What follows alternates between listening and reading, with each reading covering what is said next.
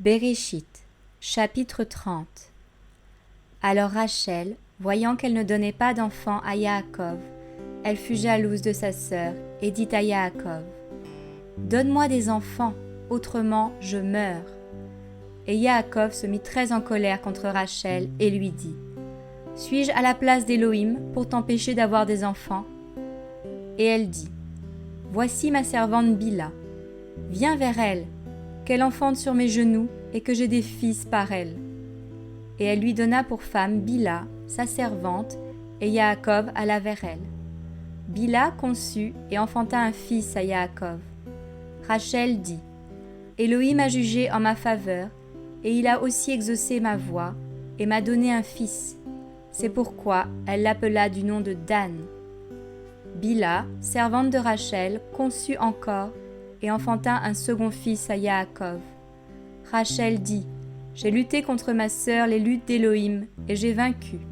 C'est pourquoi elle l'appela du nom de Nephtali. » Alors Léa, voyant qu'elle avait cessé de faire des enfants, prit Zilpa, sa servante, et la donna pour femme à Yaakov. Zilpa, servante de Léa, enfanta un fils à Yaakov. Léa dit : « Le bonheur est arrivé, c'est pourquoi elle l'appela du nom de Gad. » Zilpa, servante de Léa, enfanta un second fils à Yaakov. Léa dit : « C'est pour me rendre heureuse, car les filles me diront bienheureuse. C'est pourquoi elle l'appela du nom d'Asher. » Réhouben sortit au temps de la moisson des blés, trouva des mandragores au champ et les apporta à Léa sa mère. Et Rachel dit à Léa : « Donne-moi, je te prie, des mandragores de ton fils. » Elle lui répondit : « Est-ce peu que tu aies pris mon mari pour que tu prennes aussi les mandragores de mon fils ?»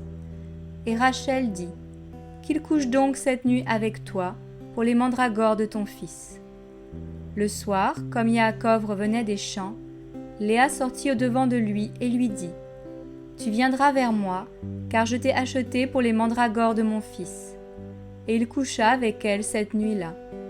Élohim exauça Léa, et elle conçut et enfanta à Yaakov un cinquième fils. Léa dit : « Élohim m'a récompensée, parce que j'ai donné ma servante à mon mari. » C'est pourquoi elle l'appela du nom de Yissacar. Léa conçut encore et enfanta un sixième fils à Yaakov. Léa dit : « Élohim m'a donné un beau don. Maintenant mon mari habitera avec moi, car je lui ai enfanté 6 fils. » C'est pourquoi elle l'appela du nom de Zéboulon. Puis elle enfanta une fille et l'appela du nom de Dinia. Élohim se souvint de Rachel. Il l'exauça et ouvrit sa matrice. Alors elle conçut et enfanta un fils. Et elle dit : « Élohim a ôté mon opprobre. » Et elle lui donna le nom de Yoseph en disant : « Que Yahweh m'ajoute un autre fils. » Et il arriva qu'après que Rachel eut enfanté Yoseph, Yaakov dit à Laban : « Laisse-moi partir pour que je m'en aille chez moi dans mon pays. Donne-moi mes femmes et mes enfants pour lesquels je t'ai servi, et je m'en irai, car tu sais de quelle manière je t'ai servi. » Et Laban lui répondit : « Je te prie, si je pouvais trouver grâce à tes yeux. J'ai appris par divination que Yahweh m'a béni à cause de toi. » Il lui dit aussi : « Fixe-moi le salaire que tu veux, et je te le donnerai. » Et Yaakov lui répondit : « Tu sais comment je t'ai servi, et ce qu'est devenu ton bétail avec moi. Car le peu que tu avais avant moi a beaucoup augmenté, et Yahweh t'a béni depuis que j'ai mis les pieds chez toi.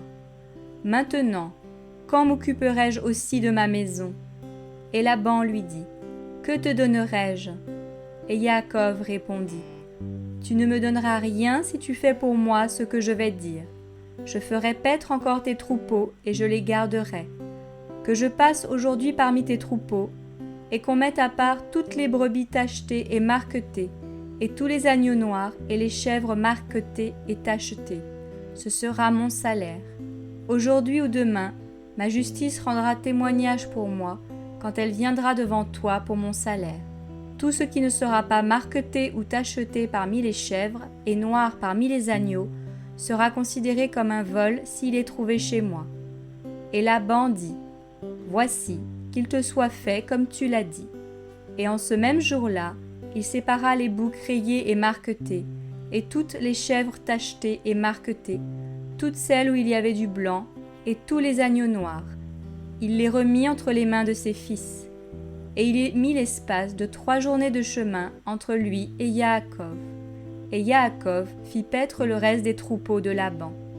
Mais Yaakov prit des branches vertes de peuplier, d'amandier et de platane. Il y pela des bandes blanches, mettant à nu le blanc qui était sur les branches. Et il mit les branches qu'il avait pelées dans les auges, dans les abreuvoirs, sous les yeux des brebis qui venaient boire, et elles entraient en chaleur quand elles venaient boire.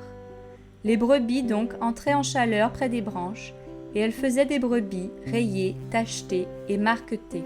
Et Yaakov séparait les agneaux, et il mettait ensemble ce qui était rayé, et tout ce qui était noir dans les troupeaux de Laban. Il se fit ainsi des troupeaux à part, qu'il ne réunit pas aux troupeaux de Laban.